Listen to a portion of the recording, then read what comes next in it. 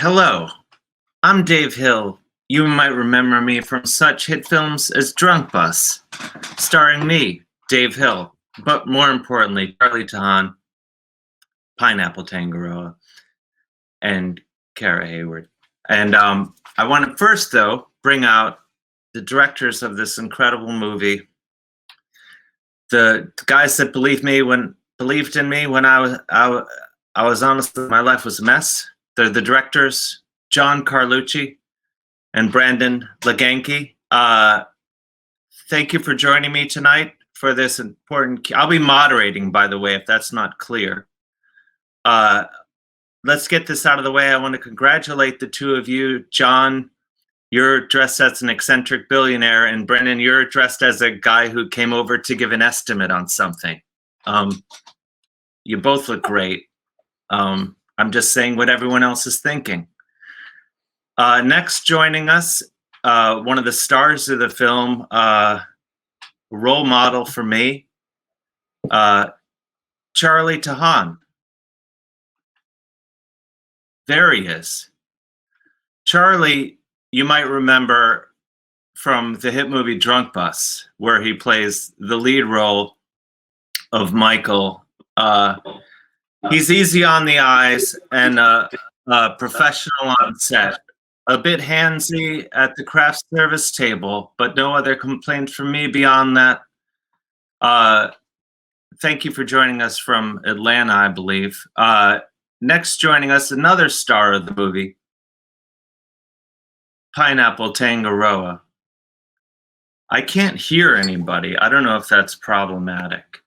But Pineapple, you're joining us. You play the role of Pineapple in the movie. A huge stretch for you. You hit it out of the park. And we have one more guest joining us, another star of the movie, Kara Hayward, who plays, of course, Kat in the film. Where is she now? There she is. She, as I live and breathe. Thank you guys for joining me. I can't hear any of you guys. Is that normal? No one's spoken yet. Can you guys? Yeah. Oh, wow. So it was just a symptom of you guys not speaking. That was the problem. Okay. I'm easily faked out. Well, just make a grunting sound, for Christ's sake. Jesus. Anyway. Oh my God, this is a nightmare. I'm not giving the $40 back, by the way. But first of all, everyone, sorry, Dave. It's your show. Great to see you guys. No, it's not my show. It's your movie. It's an incredible movie. I mean, granted, I lived it on set, but I love the movie so much. It's hilarious, and it's heartwarming. In addition to that, John and Brandon, we've known each other for a few years now. But some people may not realize the movie is based on Brandon, your real life as a drunk bus driver. Yep. Is that accurate? So yeah. Great answer. Yeah. Yeah. So I. Yes. Okay. That's all I was looking for. I can. Oh, you don't want me to elaborate? Okay, that's fine. No. Elaborate. I'm kidding. Please. Oh, okay. Sorry, there's like a delay, so there's awkwardness. But so yeah, I drove the drunk bus in at Kent. In Ohio from 2001 to 2005. As you know, Dave. That was my safety school. Oh, did you really go there for safety school? Because you're from... No, that was my safety school. Like in case you didn't get somewhere else. I'm from Cleveland. Oh, I thought you meant like safety school, like when you were a kid, like, like you go through safety school. Sorry. Anyways, No, I thought it's the school you apply to in case you don't get into the school you want to go to. That's what I meant. Oh yeah. Safety Definitely. school. I'm watching Charlie crack up. It's funny. But yeah, so I went there and I drove the drunk bus. It was a pretty easy gig and high paying actually for a campus, for a college job. And I met Pineapple in the dorms when we lived there. He was my next door neighbor, and we just kind of hit it off. And I think I got Pineapple the job as a security, and he was so, he's the real deal. He's playing himself in the movie, and I don't know, it's kind of awesome. The end. Well, a question. Did you hire him as your security guard because there had been an incident where you required security, or were you just looking to get him the job so you would have company on the bus? Oh, good question. No, I think it was just it was just a role that that they had like open. It's just like it's a thing that they always had because people are obviously like really rowdy and stuff. So they had this, and this job opening. I thought Pineapple would be good. What's Pineapple's memory? Yeah, Pineapple. What do you remember a different story than what am I missing something? No, not really. I mean, even the part that you got me hooked, because I was working at the phone banks, and so I was calling up future alumni's parents, which means the kids were already going to school, and I had to ask for more money from people already upset at paying tuition. And so I quit that job. And then Brendan's like, yeah, you should come ride the bus with me and work security. And he even put the line in the movie, which is it's pays one of the best jobs out there. It's right below male nude modeling. And so I was hooked. The end. I have a follow-up question about the male nude modeling.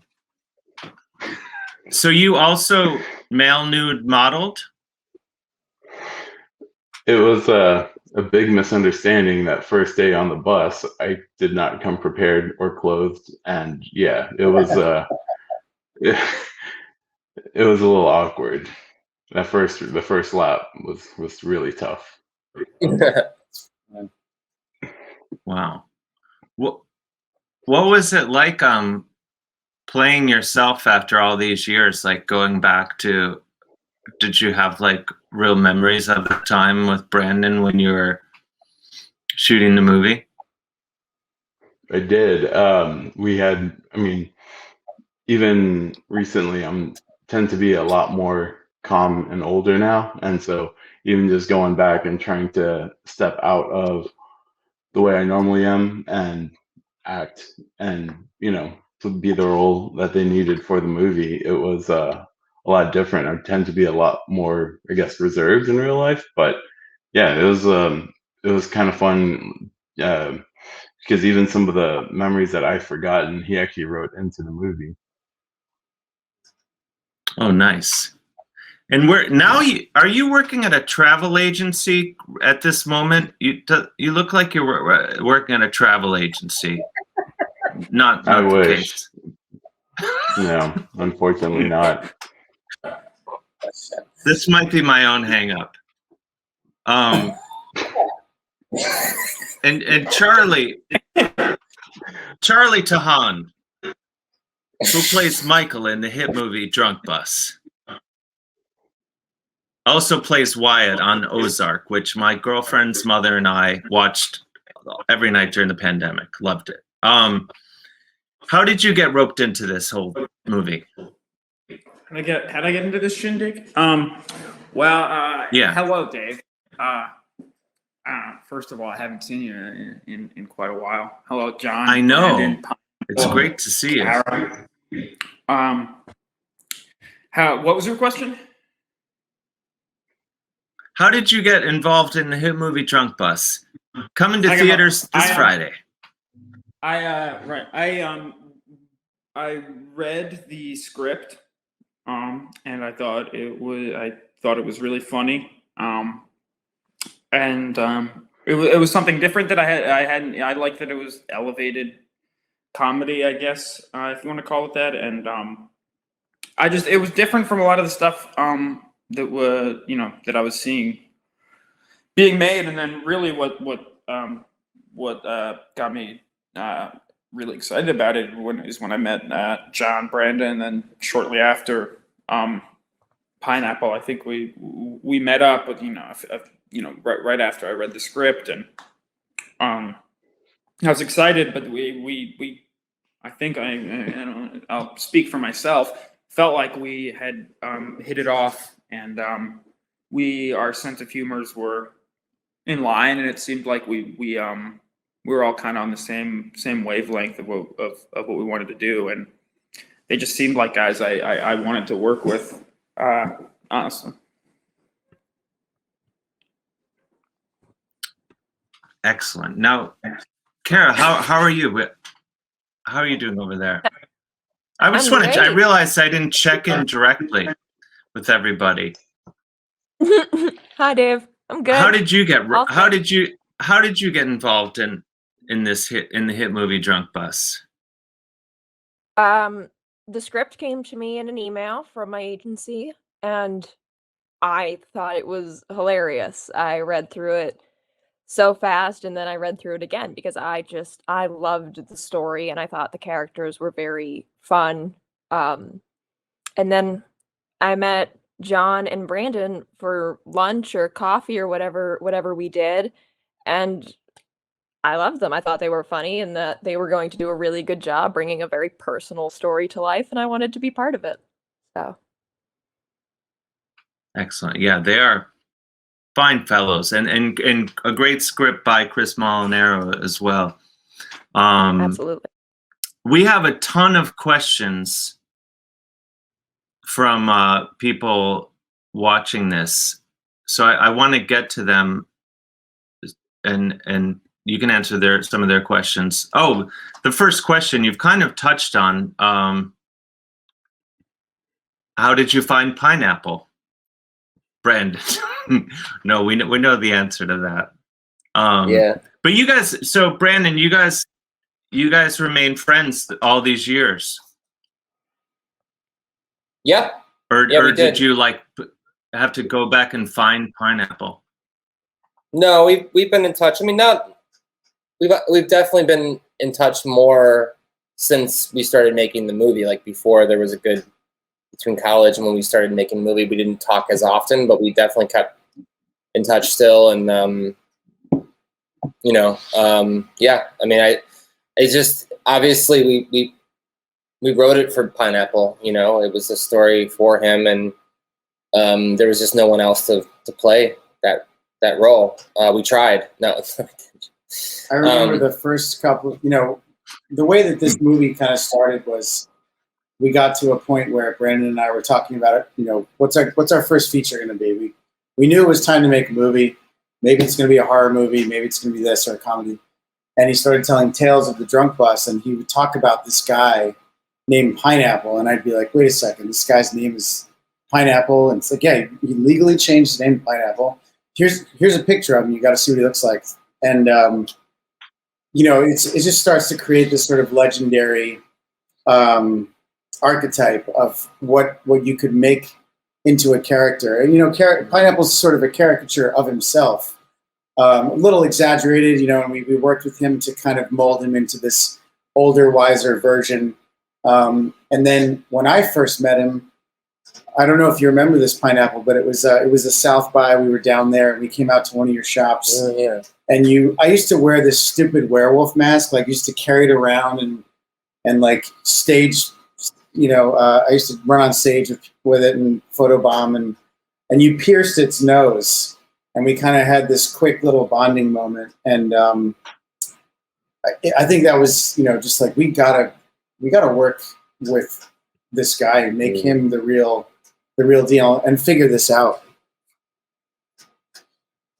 And then we just worked with Pineapple over, years. We had a lot of we had some Zooms. We brought him up to New York because he lives in Austin, Texas, and we live in New York. And as you can hear, the sirens outside.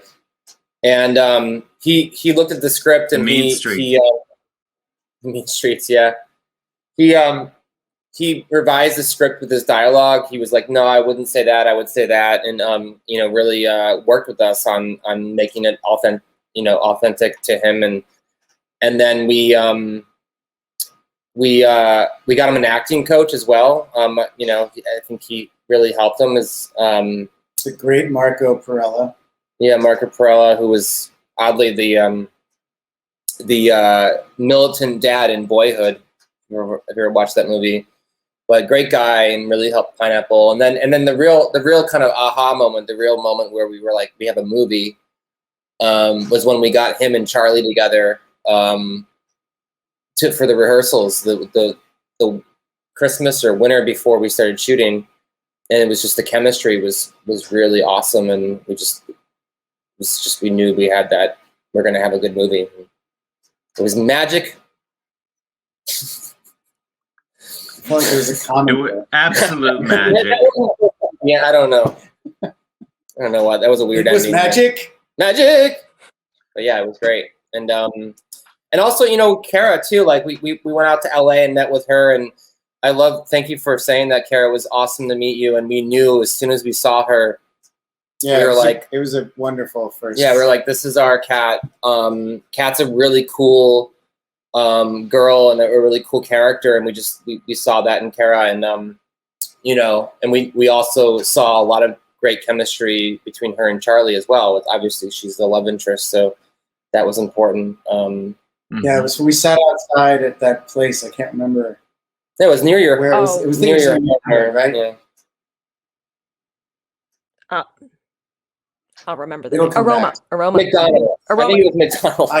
It was Jack in the Box. It was Burger King. But that was the thing, with us and talent and even heads of department and people who are going to dedicate a part of their life to this project or any project, is that first meeting. It's, if the energy's good and understanding our sensibilities and the tone we're taking and the story we're trying to tell.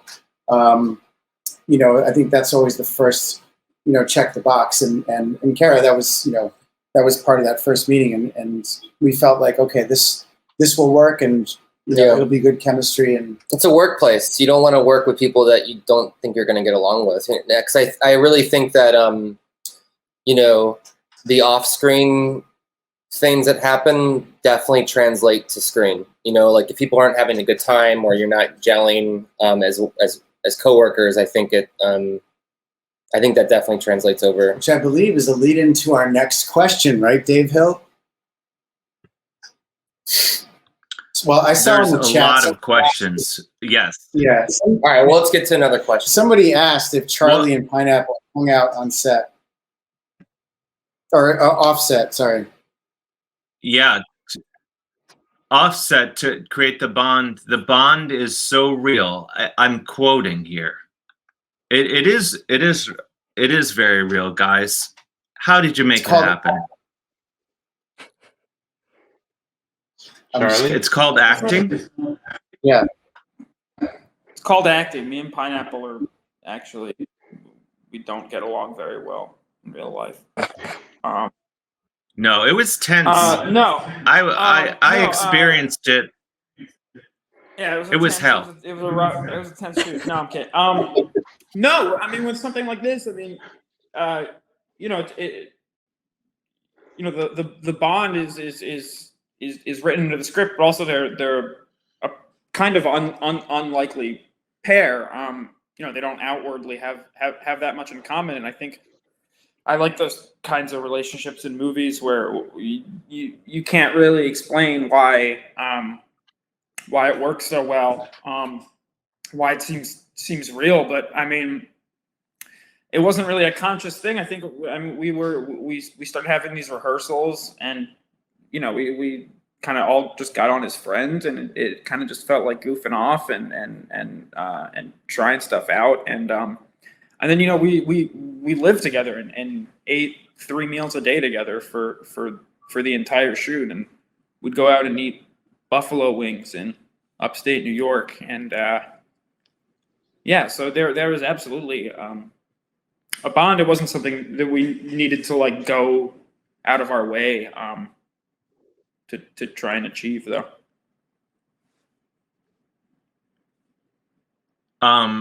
I want to read. There's a lot of lovely compliments for Kara here. One, and I'm quoting here. Kara, honey, you look so stunning. I'm a gentleman. I wouldn't speak like that, but I'm just reading the comments. Filter these out, Dave. I wrote that. Listen, I'm just reading what's sent to me. I wrote that one.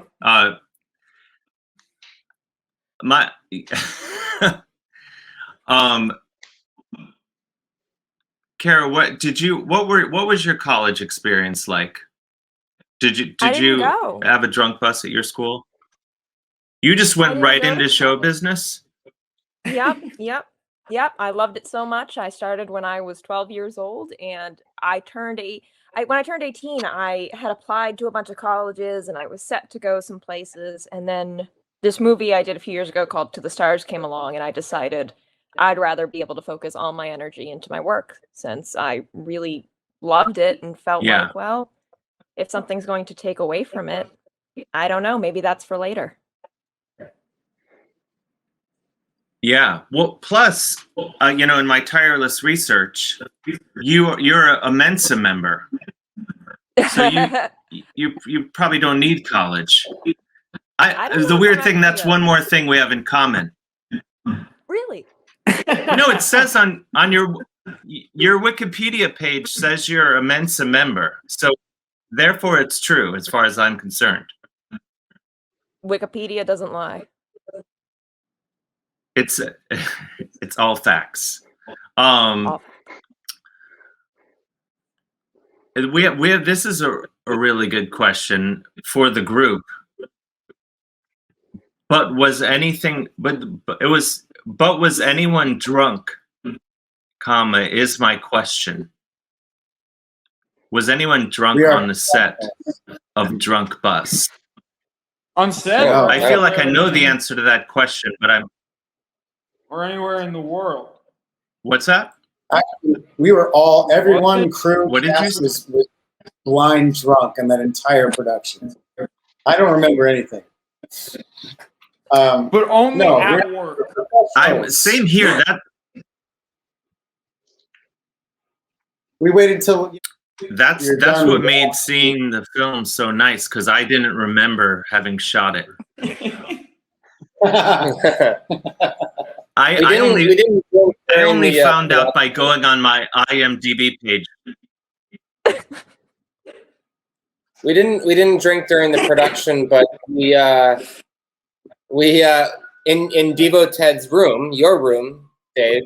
That was our actual hotel room at the Rochester Riverside Hotel. So we did drink in that room. We had little parties. we found out 2 days ago that place is officially done. They closed it. What? That hotel? Yeah.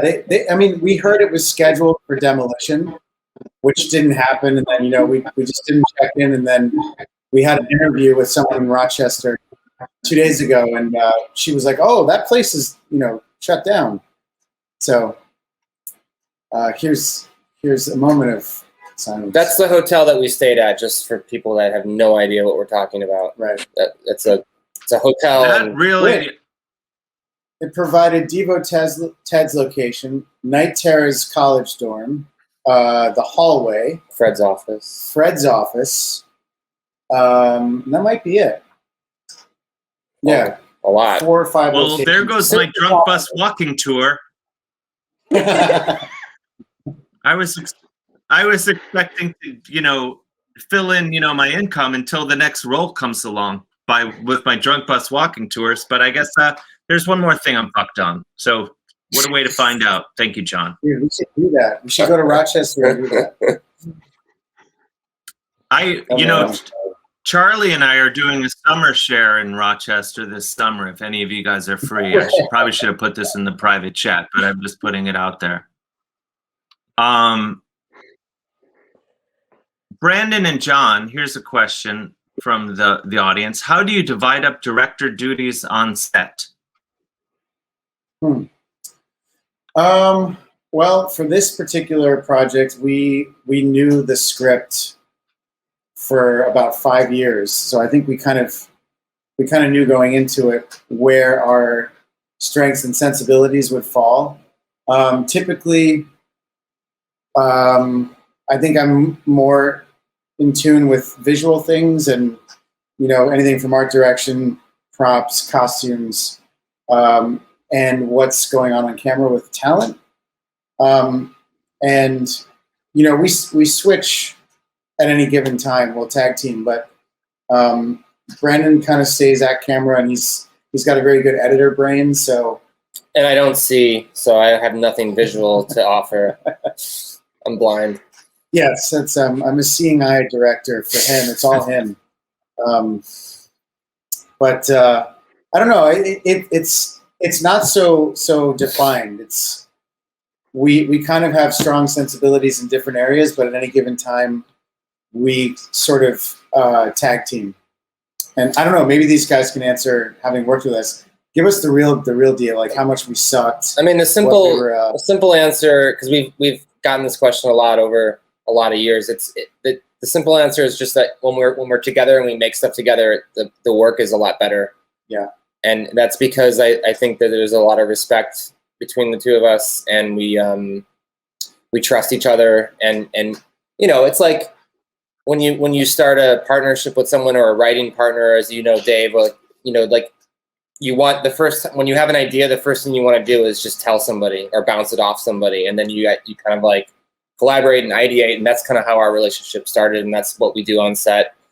And usually, like, guys correct us if we're wrong. Like, we would, you know, after a take, we would kind of go to the side and decide who's going to give notes or, you know, any comments about what to change or tweak, because we know that two brains can be confusing to actors. You know, we don't want to flood them with too many notes and kind of keep them focused.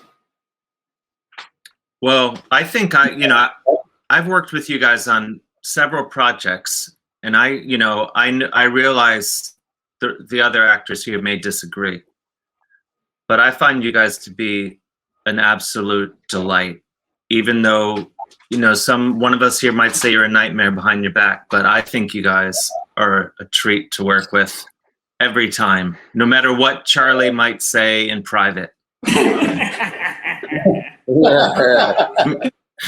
I knew it. I fucking knew it. You guys are a delight. We love you too, Dave. We haven't talked about you and your role and how we found you, and I mean, we didn't find you with your friends, but I think we can all say I was on the street. Yeah, we found you on the street. It was funny too. We were watching it. We haven't watched it together since the edit, and you know, we're kind of like doing our own commentary and like really enjoying the ride. And then that shot of Pineapple and Charlie behind them, they're walking towards the apartment building, and I was like, oh yes, completely forgot. And it's like, here comes Devo Ted, which is a great like sort of pick me up as a part of the story. And, dude, your scenes you're so good, and yeah, it was awesome. Oh, thanks. Charlie, what was it like working with a lot of Dave? Most of the. I have a question for Charlie. Yeah, what, Brandon? Oh, what was it like working with Dave Hill in those scenes for you? To put it simply, transcendental, life altering. It changed my outlook on how I approach any situation in life. Truly, this is not me trying to blow smoke up your ass, Dave. No, it sounds accurate. Yeah.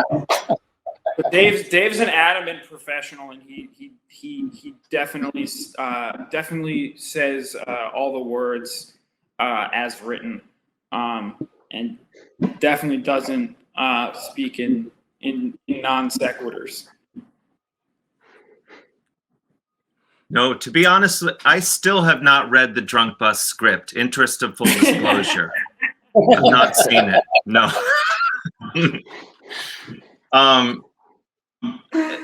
Thank you, Charlie. The feeling is mutual. There's many more questions. Let's rattle them off. There's a great question. There's so many. We'll be here all night. One question is for Pineapple. How did you prepare for the role? Given that you've done some acting before, obviously, but like, you weren't raised in show business like I was, forced into show business as a baby. Basically, is what happened to me. How did you prepare? How did you prepare for the role? You're an artist, but like more like a visual artist with the work that you do. So how did you? I'm not joking. I'm being serious now. No, I'm just. How do you? How do you? I'm sorry, I'm getting 78,000 messages right now. How did you prepare for that? Well, that kind of goes back to your other question of like the delay. The delay is not a problem, by the way. Yeah. Get rid of the dog. That goes back to the other question, just like when you asked if Brandon kept in touch. Well, it's funny because I used to text him and got ghosted, but it's always funny how they come crawling back once you have something that they need, But I'm just joking. But anyways, they had Brandon reach out to me back in, I think it was like 2013, 2014. And he gave me the script and I read it. And at first he was like, you're going to be we're going to have you be a consult for the movie and for your character. And then like a week later, he's like, oh, screw it, dude. We're going to get you acting lessons and you're going to do it. And I was like, all right.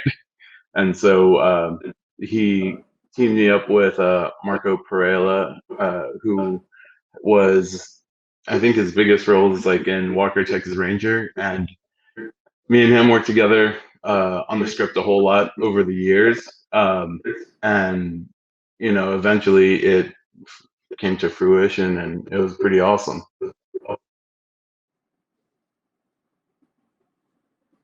Yeah, you do an amazing job in the movie. Thank you. And one of the things, having spent wild times off set enjoying wings with you, and things like that, you're very low key in real life, and you're kind of a maniac in the hit movie Drunk Bus. How did you get yourself worked up to do that? A lot of it went back to sexual frustration, and I channeled that energy into the film. So that made it a little don't bit bring easier. this up now, Pineapple. Don't bring this up now. Okay. This is a fucking mess. All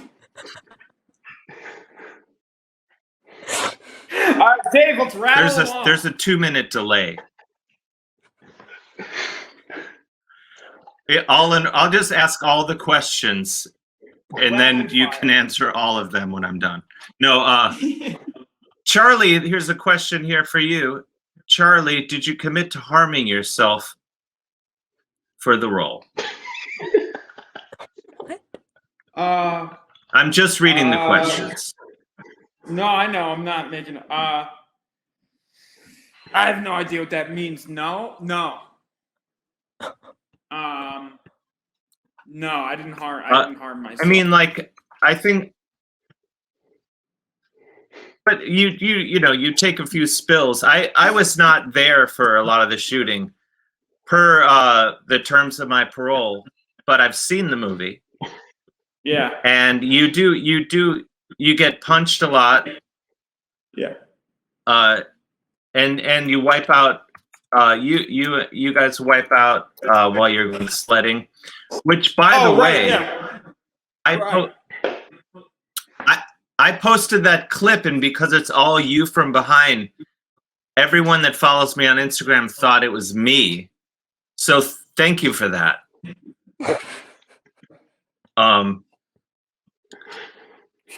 Sure.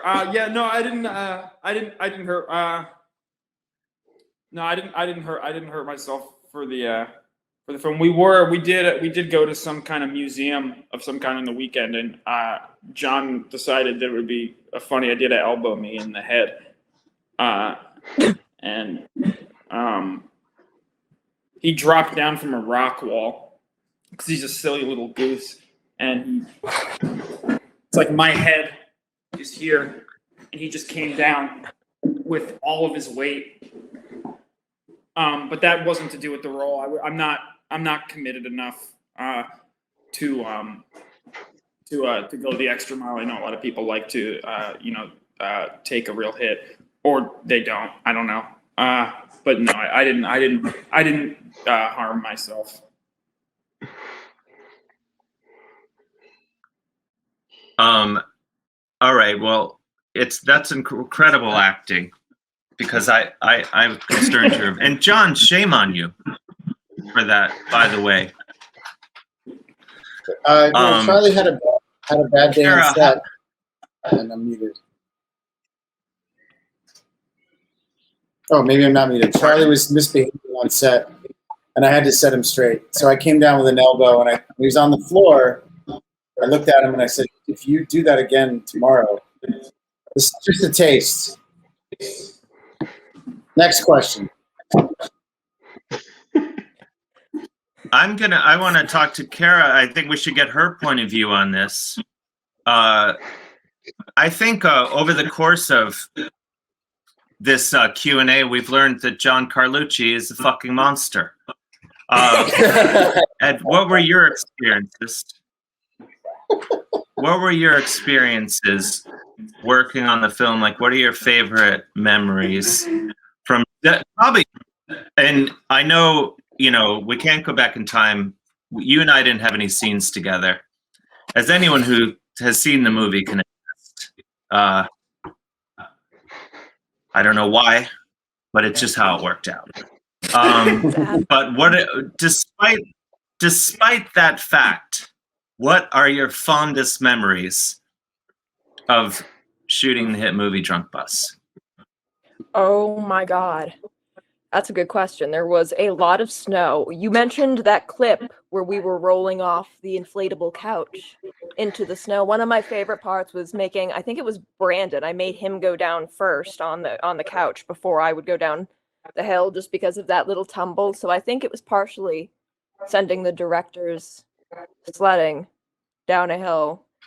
That was a good one. Let's see. There was exploring your apartment, the Devoted apartment. That was a good time. I'm trying to think of ones where John's being a monster, but I don't have any of those. Those I must have pushed those to the way back of my mind. Well, yeah. I hope you can remember them in court. I hope you'll join me in pressing charges against John Carlucci. I'll be there. No. This is how rumors start. This is exactly how rumors start. And we joke around a lot here on the Drunk Bus Q&A, but I want to get serious for a second, guys. Abusing actors is no laughing matter. And also abusing bus drivers is no laughing matter. It's really, the statistics on this are horrifying. And I feel like if this movie can reach just one director who knows not to elbow his actors ever again, or one bus passenger who knows not to punch the driver. I feel like my work here is done. There's some questions, you know, as long as I have this whole thing to myself, there are a few Devo Ted questions. I'll go ahead and answer them. There's a lot of them, but you know, I've skipped over them. Dave seemed very comfortable. That's me, Dave. Dave seemed very comfortable as a pot dealer. All the acting was just so, that's 4 O's, good, just 2 O's. Thank you, whoever asked that question. I've never dealt pot before. Hopefully my careers can continue to go really well and I won't need to. I've actually only smoked pot once before, which no one believes. And I did it just ironically. It was satirical pot smoking, honestly. But no, that's acting, you know. I'm a bit of a wild horse. What training have I had? I couldn't tell you. Why? Another question, why is Devo Ted so limited in his appearances? Well, that's a question for John Carlucci and Brandon Leganke. But, you know, I think in Drunk Bust, or Chris Molinaro, yeah. I have three people. Let's add 4. My agent. 4 people I'm mad at about this, that there wasn't more Devo Ted in the movie. But, you know, like Dave Hill himself, that's me, a little Devo Ted goes a long way. I want to change gears here and bring on, we have a little something. This is a real left turn. Mitch Putnam, Senior Creative Director from Mondo, is going to join us here. Where is he? He walks among us. There he is. Hello, How's Mitch. it going? You look incredible. How are you? So am I just supposed to roll out while I'm here? Yeah, this is it's a real, I mean, I don't know if you saw Guardians of the Galaxy, but there'd be like a new guy showing up and it'd be like, who's that guy? And I think, we need to, what's going on? Why have you invaded us? So I have invaded you because excuse me, no problem. I come from a place called Mondo in Austin, Texas, and we make limited edition movie posters.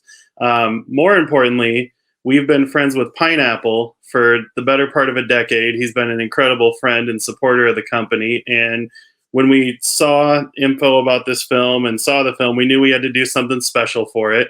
So we are going to, Pineapple has not seen this at all, so we are going to reveal the poster that we did with one of his favorite artists right now. And there it is, by Jason Edmiston. And Pineapple, we also got a hold of the painting for you, so we'll be getting that over to you too. Oh man, that's awesome! Thank you so much. Yeah, you're the best, man. We loved the movie too. Oh, thanks, Mitch. I really appreciate it, man. No problem, amazing. Man. We're so happy for you. That's beautiful. So Pineapple, this will be announced tomorrow and released Friday. So get ready to be released to the Mondo people. Oh, thank you so much. No problem, man. Rich, thank you. You know, I don't know what my chances of getting a discount are, but I would like a copy of that for my beautiful home. Of course. And I'll have Pineapple sign it. Yeah, Jason is he's busy. He wanted to call in, but you know, we worked with Mitch and talking back and forth with Jason a little bit, and Jason was super honored to do this, and you know, he couldn't be here, but he's, you know, he loves you, Pineapple, and you know, he crushed it. Yeah, I should note that Jason and Pineapple are actually pretty close friends, and so we had to. He's got a very busy schedule, but he dropped everything to do this. So yeah, everyone involved was super excited. Yeah, and thank you to all of Mondo and Mitch and Jason. Thank you guys so much again for thank you doing so this. much. That's amazing. Well, thank you guys. And where can people get this poster? I know everyone's wondering. So we're gonna announce This is a really good tomorrow. question. We're gonna announce tomorrow the release details. Our socials are at Mondo News, and then it'll go up on our site mondoshop.com on Friday. So yeah, but watch tomorrow Awesome. on our socials or our email or list for all the info for release. Awesome. Cool. Well, Love you, I Pineapple. can't wait. Thank you so much, guys. That's amazing. Yeah, thank you. You rule, Pineapple. You earned it. And I have a surprise. Yeah. I'm gonna come down there, Pineapple, and get a body modification, which I would like to talk to you about in private later. Yes. I got So you. As soon did as we- I can. As soon as I'm allowed to leave the state. Pardon? So I was wondering, did we lose Charlie and Kara? Are they coming back? No, they're gone. I Okay. think. Well, I just wanted to thank them, and this is for everybody that had something to do with this movie. It's 2 years in the making, or 7 years, but 2 years we finished it, and Charlie, Kara, you guys brought such life to these characters, and we're so thankful. And to Dave and Pineapple. Yeah, to Dave, you've done such an outstanding job with helping us move this whole project along in its infancy, Thank you, and guys. now after its release. And Pineapple, I'm so glad I got to meet you, and watching it again tonight, it's just it was so special and very magical. And you worked very hard, you did a wonderful job, and we're eternally grateful, as well as to the two guys who helped make this movie, which would be Ed and Mike, who I went to high school with, and we wouldn't have had any of this without them.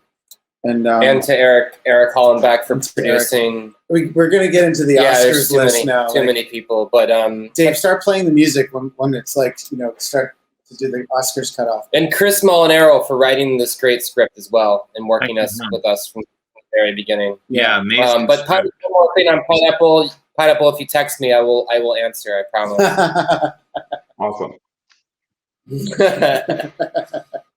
Amazing. I don't do we end it now? Is that the thing? Are we done? Oh, that's it.